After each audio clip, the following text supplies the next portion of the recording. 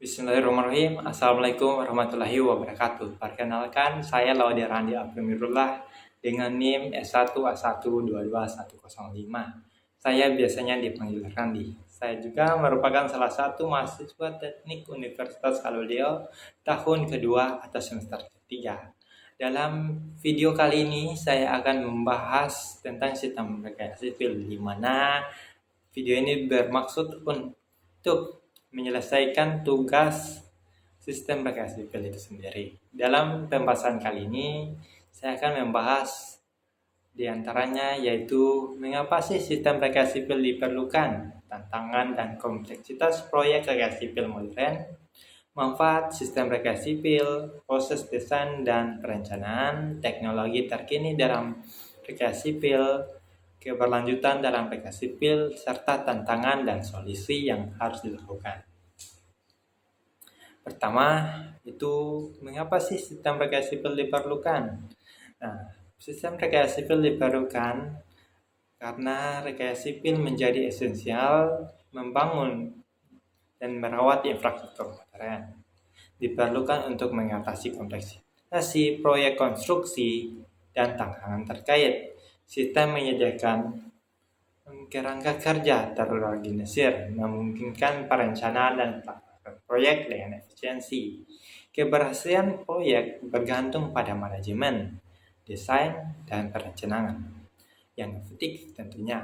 Sistem ini memastikan identifikasi dan mitigasi resiko-resiko apa saja yang dapat membuat sistem ini menjadi lemah.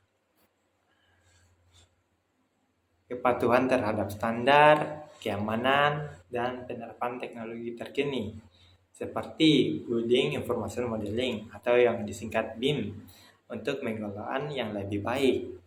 Selain itu, sistem rekayasa sipil mendukung keberlanjutan dengan merancang proyek yang ramah lingkungan dan efisien berdaya. Ini tidak dapat mengurangi dampak lingkungan, tapi juga menciptakan lingkungan berkelanjutan jangka panjang. Secara keseluruhan, sistem rekayasa sipil adalah fondasi membangun infrastruktur yang memberikan manfaat bagi masyarakat dan lingkungan tentunya. Melalui manajemen efisiensi, mitigasi risiko, fokus pada keberlanjutan, sistem ini memastikan keberhasilan proyek konstruksi modern. Kedua, tantangan dan kompleksitas proyek rekayasa sipil modern. Tantangan dan kompleks sistem proyek rekayasa sipil menciptakan panggung yang dinamis bagi para profesional di bidang ini. Menghadapi skala proyek yang besar, seringkali melibatkan beberapa pemangku kepentingan dan beroperasi di beragam lingkungan fisik.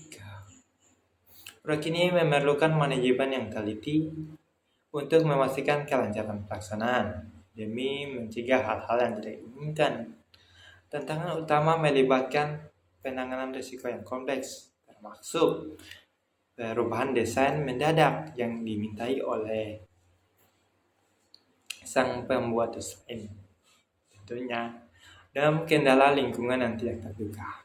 Setelah itu, koordinasi yang efektif antara tim proyek, penyedia layanan, dan pihak berkepentingan lainnya menjadi krusial untuk mengatasi dinamika yang berkembang selama siklus proyek itu demi kelancaran pembangunan. Oleh karena itu, dalam menghadapi tantangan dan kompleksitas ini, sistem rekayasa sipil tidak hanya menjadi suatu kebutuhan, tapi juga fondasi kritis untuk memastikan keberhasilan proyek konstruksi modern. Terus yang ketiga yaitu definisi sistem rekayasa sipil. Pengertian rekayasa sipil itu sendiri adalah kerangka kerja, struktur yang mencakup perencanaan desain, konstruksi, pemeliharaan infrastruktur sipil, yang fokus utamanya adalah menciptakan solusi yang berkelanjutan untuk kebutuhan masyarakat seperti jalanan, jembatan, bendungan, dan sistem air. Sistem ini memadukan aspek teknis, manajemen, dan keberlanjutan untuk menyelarasakan berbagai elemen proyek. memastikan efisiensi operasional, dan mengoptimalkan dampak positif pada lingkungan. Komponen utamanya dalam sistem aplikasi sipil lagi melibatkan kerangka tahapan yang terintegrasi. Pertama, perencanaan mengidentifikasi kebutuhan dan sumber daya yang diperlukan. Desain melibatkan pengembangan rencana teknis yang konstruktif. Proses konstruktif melibatkan implementasi desain dan kenyataan, sementara pemeliharaan memastikan keberlanjutan dan fungsional struktur. Komponen ini disatukan oleh manajemen proyek yang melibatkan koordinasi tim dan penggunaan teknologi terkini seperti Building Information Modeling atau BIM tadi untuk memastikan keberhasilan proyek secara keseluruhan. Manfaat-manfaat rekayasa sipil diantaranya efisiensi konstruksi. Sistem rekayasa sipil memberikan landasan bagi efisiensi konstruksi dengan memadukan teknologi terkini dan metodologi terbaik dalam perencanaan dan pelaksanaan proyek. Melalui mitigasi sistematis, proyek konstruksi dapat dikelola dengan lebih efisien, mengurangi risiko kesalahan, dan memastikan proyek berjalan sesuai dengan jadwal serta anggaran yang diberikan. Kemudian salah satu manfaat kunci dari sistem rekayasa sipil adalah fokusnya pada keberlanjutan. Dengan merancangkan infrastruktur yang meminimalkan dampak lingkungan, menggunakan sumber daya secara efisien dan memanfaatkan teknologi ramah lingkungan. Sistem ini membantu menciptakan solusi yang tidak memenuhi kebutuhan saat ini, tapi juga berkontribusi pada lingkungan yang lebih sehat dan berkelanjutan untuk generasi mendatang. Keamanan dan kelayakan proyek juga diperhatikan. Sistem rekayasa sipil memastikan bahwa aspek keamanan tidak hanya diperhatikan, tapi juga terintegrasi ke dalam setiap tahapan proyek. Dengan merancangkan struktur yang tahan gempa, banjir, dan ancaman lainnya, sistem ini menjaga keamanan masyarakat dan harta benda. Selain itu, evaluasi kelayakan proyek dan yang cermat membantu memastikan bahwa investasi dalam infrastruktur memiliki manfaat jangka panjang dan sesuai dengan kebutuhan masyarakat. Yang kelima yaitu proses desain dan perencanaan. Tahapan utama dalam proses desain diantaranya adalah proses desain melibatkan pengembangan rencangan teknis dan konstruktif dari proyek. Tim rekayasa sipil bekerja untuk merinci aspek-aspek penting seperti struktur, keamanan, dan keberlanjutan. Building Information Modeling atau BIM dapat digunakan untuk memodelkan digital 3 dimensi, memungkinkan visualisasi yang mendalam yang memantau proses progres yang lebih baik. Penggunaan teknologi ini membantu meminimalkan ketidakpastian dan memastikan bahwa desain standar yang ditetapkan. Terus perencanaan terintegrasi. Perencanaan yang terintegrasi menjadi kunci kesuksesan proyek. Tim perencanaan tidak hanya mempertimbangkan aspek teknis, tapi juga faktor-faktor seperti lingkungan, keberlanjutan, serta kebutuhan masyarakat, beserta resikonya. Dengan memanfaatkan informasi yang diperoleh selama proses desain, perencanaan dapat disesuaikan untuk memastikan bahwa proyek memenuhi tujuan yang ditetapkan sesuai dengan yang diinginkan. 3. Menggunakan teknologi terkini. Slide ini mengoroti pentingnya penggunaan teknologi terkini dalam proses desain dan perencanaan. Teknologi seperti BIM dan perangkat lunak desain terkini memainkan peranan integral dalam meningkatkan akurasi, efisiensi, dan kolaborasi tim. Integrasi teknologi tidak hanya mempercepat proses, tetapi juga memastikan bahwa proyek rekayasa sipil mencapai tingkat keunggulan yang diinginkan. Terus yang keenam yaitu teknologi terkini dalam sipil. Tadi sudah disebutkan salah satunya adalah Building Information Modeling atau BIM. BIM merupakan pendekatan revolusioner dalam pengelolaan proyek rekayasa sipil dengan memanfaatkan model digital 3 dimensi. BIM memungkinkan visualisasi proyek secara komprehensif. Ini tidak hanya membantu dalam perencanaan desain, tapi juga memfasilitasi kolaborasi antara tim, mengurangi risiko kesalahan, memberikan pemantauan real-time terhadap tahapan konstruksi. Kedua, teknologi sensor untuk pemantauan proyek. Penggunaan teknologi seperti sensor, kelembaban, getaran, suhu, memberikan data yang berharga serta konstruksi dan pemeliharaan infrastruktur. Data ini memungkinkan mendeteksi sisi masalah potensial, meminimalkan risiko kerusakan yang akan terjadi, semisal keretakan dan hal-hal lain, dan meningkatkan efisiensi operasional. Ketiga, inovasi dan material khusus maksudnya. Slide ini menggarisbawahi perkembangan dan inovasi material konstruksi seperti material ramah lingkungan, material yang lebih kuat, dan material yang cerdas. Maksudnya dapat dilakukan dengan berbagai cara dan proses ini kan. Penerapan material inovatif ini tidak hanya meningkatkan kualitas dan keamanan proyek, tapi juga mendukung aspek keberlanjutan dalam rekayasa sipil. Keberlanjutan apa sih yang dimaksud? Keberlanjutan dalam rekayasa sipil itu terbagi lagi. Satu, yang pertama, strategi keberlanjutan desain. Keberlanjutan desain dalam rekayasa sipil dimulai dari tahapan desain, proses khusus, mempertimbangkan manfaat, sumber daya alam yang efisien, meminimalisir limbah, mengintegrasi teknologi hijau. Selain itu, menyoroti bagaimana strategi keberlangsungan dalam implementasi untuk menciptakan infrastruktur ramah lingkungan yang berkelanjutan. Penggunaan energi terbarukan. Dalam konteks energi, keberlanjutan melibatkan transisi menuju penggunaan sumber daya energi terbarukan. Slide ini mengeksplorasi energi pembangkit listrik tenaga matahari, turbin, angin, teknologi energi lainnya. Dampak lingkungan positif. Di antaranya, keberlanjutan tidak hanya mengenai menggunakan dampak negatif, tapi juga dapat menciptakan dampak positif pada lingkungan. Proyek rekayasa sipil dapat dirancang untuk mendukung keanekaragaman hayati, mengurangi polusi, dan restorasi ekonomi sistem. Dalam sistem rekayasa sipil juga terbagi dari beberapa hal, di antaranya sistem rekayasa sipil di bidang infrastruktur, keairan, geoteknologi, lingkungan tentunya, dan juga manajemen. Saya akan menjelaskan beberapa hal tentang sistem rekayasa tersebut. Untuk sistem rekayasa sipil di bidang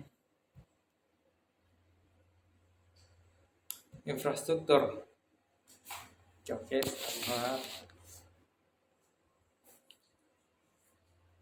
di bidang infrastruktur, sistem rekayasa sipil dalam konteks rekayasa sipil, sistem struktur melibatkan perencanaan konstruksi, dan pemeliharaan elementasi fisik membentuk struktur bangunan dan infrastruktur.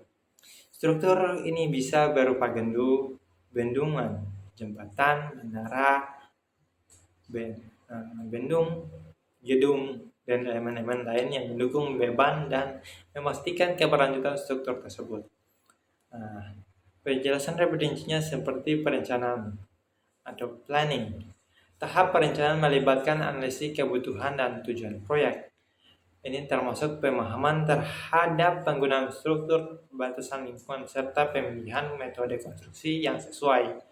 Pada tahap ini diperhitungkan pula faktor-faktor seperti beban yang dilakukan, jenis tanah di lokasi proyek, dan standar desain yang berlaku. Kedua, perencanaan desain. Setelah perencanaan, Langkah selanjutnya adalah perencanaan struktur. Ini melibatkan pemilihan materi bangunan, pengukuran bentuk struktur, dan perhitungan teknis untuk memastikan bahwa struktur dapat menahan beban yang diberikan sesuai dengan yang diinginkan. Aspek keamanan pun tidak dilupakan, seperti kestabilitas, kenyamanan juga menjadi fokus utama dalam tahap perencanaan. Nah, terus selanjutnya analisis struktural atau struktural analisis. Tahap ini melibatkan analisis matematis dan pemodelan untuk memahami bagaimana struktur akan bertindak terhadap beban dan gaya tertentu. Analisis struktural membantu memastikan bahwa struktur dapat memenuhi persyaratan kekuatan, kekakuan, dan ketahanan terhadap gempa atau beban lainnya seperti banjir, longsor yang terjadi di berbagai daerah. Nah, selanjutnya lagi materi dan konstruksi. Setelah desain selesai, selanjutnya adalah pemilihan material yang sesuai dengan teknik konstruksi yang tepat. Proses konstruksi melibatkan pemantauan cetak untuk memastikan bahwa struktur dibangun sesuai dengan rencana desain dan standar teknis yang telah ditentukan dan melalui percobaan. Yang tidak kalah pentingnya adalah pemeliharaan atau maintenance. Setelah konstruksi selesai, pemeliharaan menjadi kunci untuk memastikan bahwa struktur tetap berfungsi dan aman. Ini melibatkan inspeksi rutin, perbaikan jika diperlukan, tindakan pemeliharaan lainnya juga memperpanjang umur pada konstruksi struktur. Nah, selanjutnya inovasi dan pengembangan. Di bidang rekreasi terus berkembang dan bagian dari sistem melibatkan adopsi inovasi dan teknologi terbaru. Ini termasuk pengembangan material baru, metode konstruksi yang lebih efisien, dan integrasi teknologi canggih seperti sensor untuk membantu konstruksi struktur secara real time.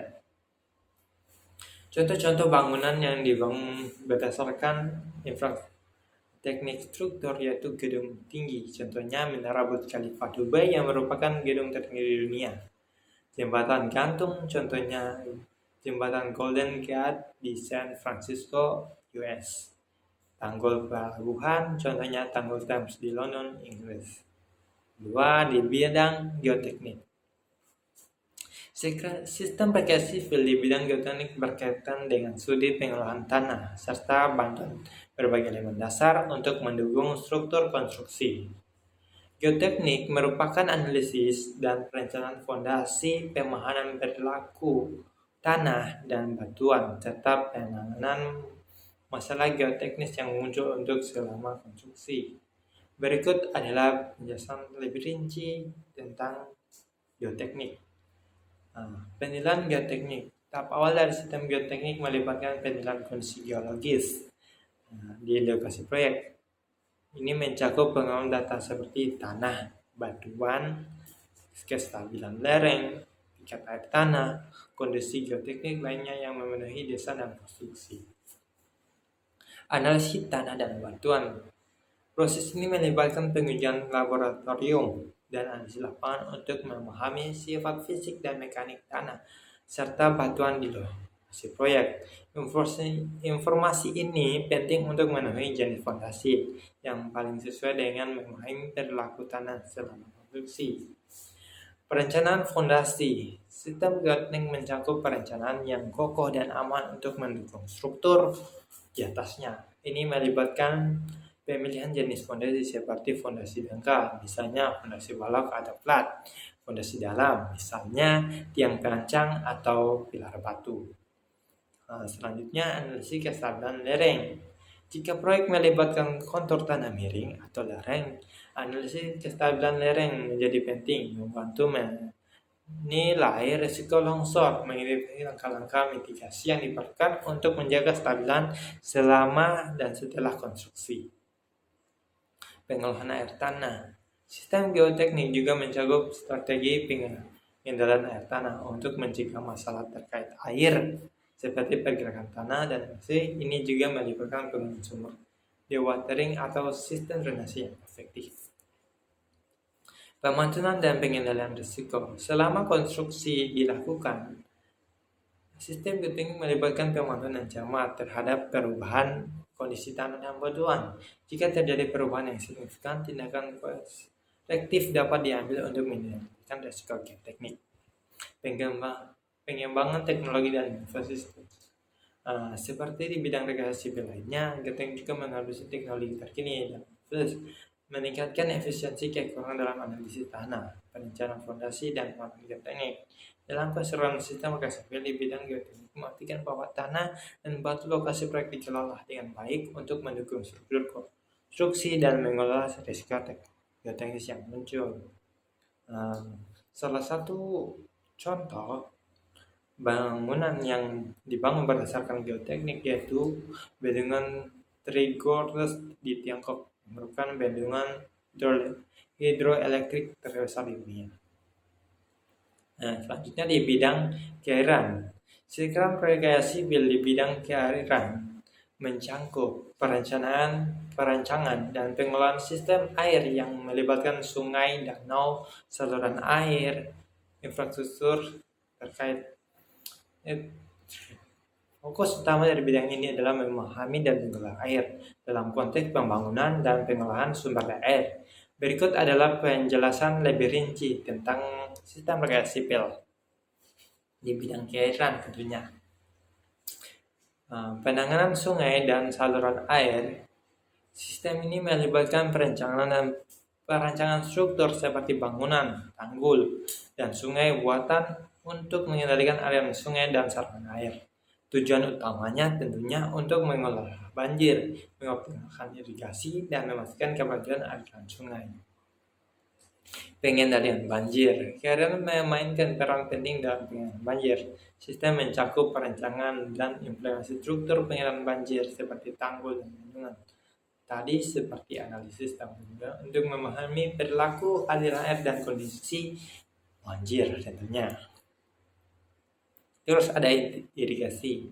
Irigasi di bidang keairan mencakup perencanaan sistem irigasi, mendukung pertanian dan distribusi secara efisiensi ke area pertanian. Ini melibatkan saluran irigasi, bendungan, teknologi yang berbeda. Manajemen sumber daya air. Sistem fokus ini pada manajemen dan pengelolaan sumber daya air secara keseluruhan.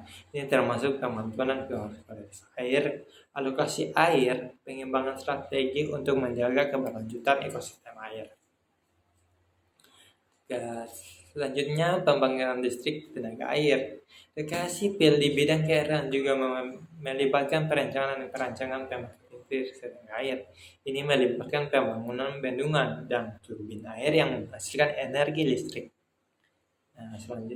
Setelah itu penanganan limbah. Sistem ini mencakup perencanaan instalasi pengelolaan air limbah, saran dan pembuangan untuk memastikan bahwa cairan dapat dielaborasi dengan aman tanpa merusak lingkungan. Tentunya memerlukan pemantauan dan prediksi banjir. Penggunaan teknologi dan sistem informasi geografis (SIG) memainkan peran penting dalam penanganan dan prediksi banjir. Sistem ini memungkinkan pemantauan real time, peramalan kondisi air, membantu dan mengembalikan keputusan yang cepat dan situasi darurat, konveksi air dan lingkungan. Water atau yang disebut water conservation and environmental impact. Sistem ini mempertimbangkan konversi air dan dampak lingkungan dalam proyek keairan. Ini termasuk upaya mengurangi pemborosan air dan meminimalkan dampak negatif terhadap ekosistem air dan lingkungan sekitarnya. Contoh bangunan di bidang air seperti bendungan Hoover di Amerika Serikat yang menyediakan air bersih dan listrik, saluran irigasi Suez di Mesir yang mengalirkan air dari Sungai Nil untuk pertanian, pelabuhan Rotterdam di Belanda yang merupakan salah satu pelabuhan terbesar di dunia. Langsung ke bidang ketiga yaitu bidang transportasi. Sistem rekayasa di bidang transportasi berkaitan dengan perencanaan pengelolaan infrastruktur transportasi seperti jalan, jembatan, rel, kereta api, pelabuhan, bandara, dan sistem transportasi umum. Fokus utamanya adalah memastikan mobilitas efisiensi aman bagi orang dan barang. Berikut adalah penjelasan rinci. Yang pertama itu perencanaan transportasi. Tahap ini melibatkan penilaian kebutuhan transportasi suatu daerah atau kota, mencakup analisis volume lalu lintas, identifikasi rute transportasi yang optimal, dan perencanaan infrastruktur transportasi berdasarkan pertumbuhan perkotaan. Perencanaan jalan dan jembatan. Proses ini melibatkan perencanaan jalan raya, jembatan, dan terowongan, dan struktur transportasi lainnya. Aspek-aspek seperti ini, kapasitas jalan, kecepatan rancangan, geometri jalan, dan ketahanan struktur menjadi perhatian utama. Terus diperlukan juga manajemen lalu lintas. Sistem ini mencakup pengolahan dan pengaturan aliran lalu lintas untuk memastikan keamanan efisiensi transportasi. Ini melibatkan penggunaan rambu-rambu lalu lintas, sistem kontrol sinyal lalu lintas, teknologi informasi, dan pemantuan lalu lintas. Seharusnya di sini juga ada. Transportasi massal.